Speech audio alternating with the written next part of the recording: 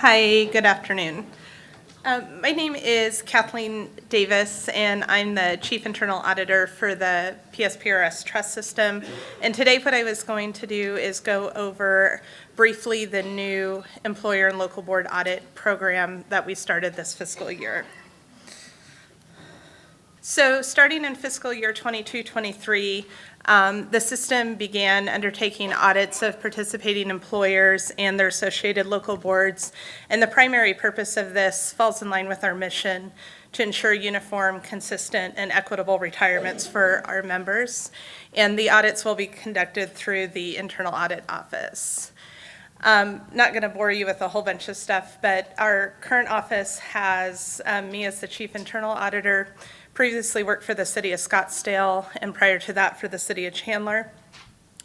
And then in August of 2022, we also hired a Employer and Local Board Auditor, Mika Harris, and she comes to us from, again, lots of government auditing with ADOA, Office of Inspector General with Access, and Arizona Department of Economic Security. So House Bill 2381 in 2021, the Arizona State Legislature provided the board with additional requirements and responsibilities related to employer boards. And part of this was to incorporate our board's existing fiduciary duty into state law, which allows the board to request any records, paperwork, or other materials from employers and local boards. And so what this does is it gives PSPRS the responsibility and audit authority to look at employers and local boards. And what we're doing with this is really with an education first perspective. So we want to make sure employers and local boards have the access to resources they need to ensure compliance with Arizona state statutes. So we will be conducting the audits in accordance with the House bill, and every year the Board of Trustees also approves an audit plan, and audits of employers and local boards were included on this year's audit plan. So like I said earlier, our objective is to ensure compliance with both state statutes governing the PSPRS administered plans and the employer's joinder agreements.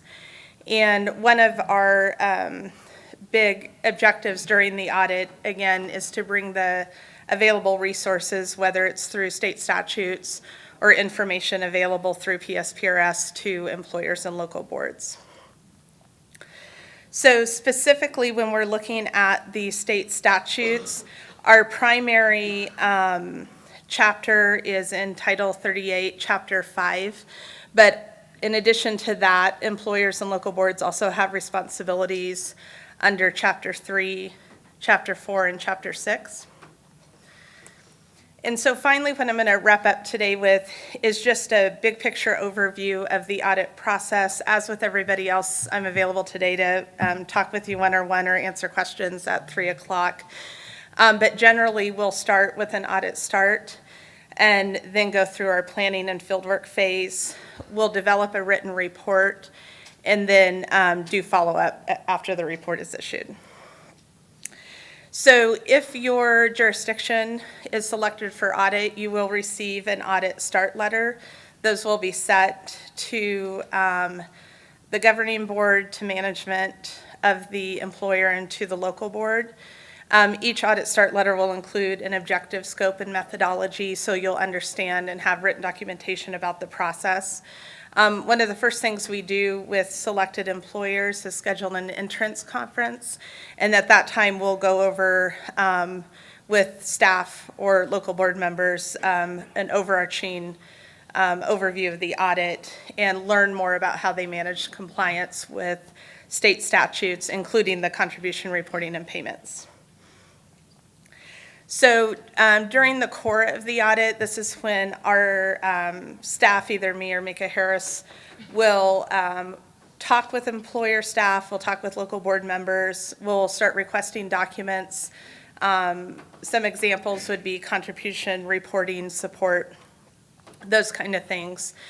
And then, as always, we'll work closely with the employer and the local board members to obtain whatever information we need. And then what I wanted to do is also just give some objective overviews about what we're looking for in an audit.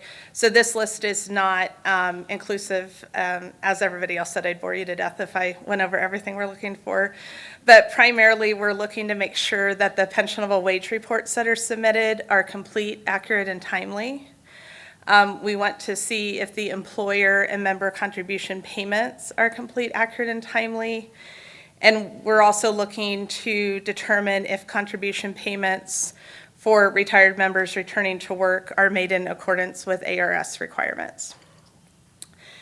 When we're looking at local boards, again, this list is not inclusive, but some of the things we're looking for are to make sure any local board determinations are made in accordance with ARS requirements.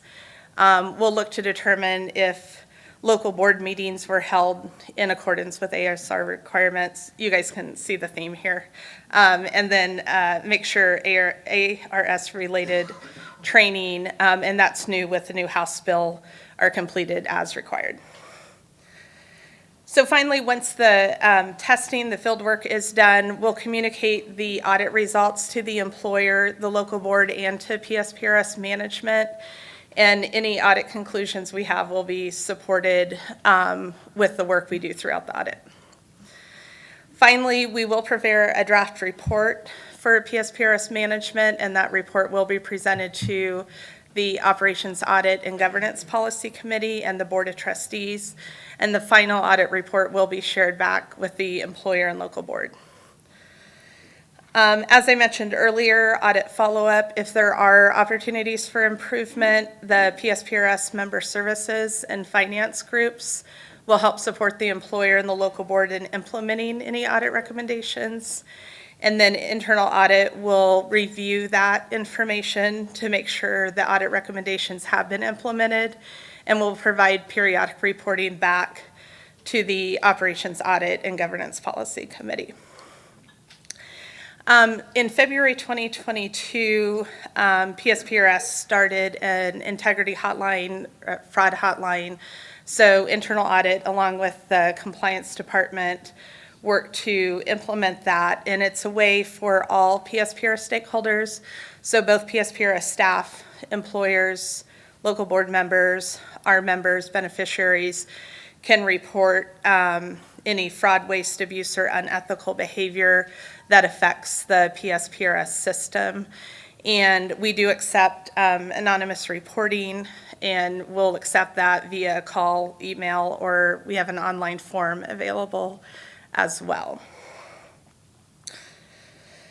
And then to wrap up my presentation, just wanted to include some employer and local board resources. The PSPRS website, we have a couple different spots. Primarily is our employers and local board page. There's a lot of information available there.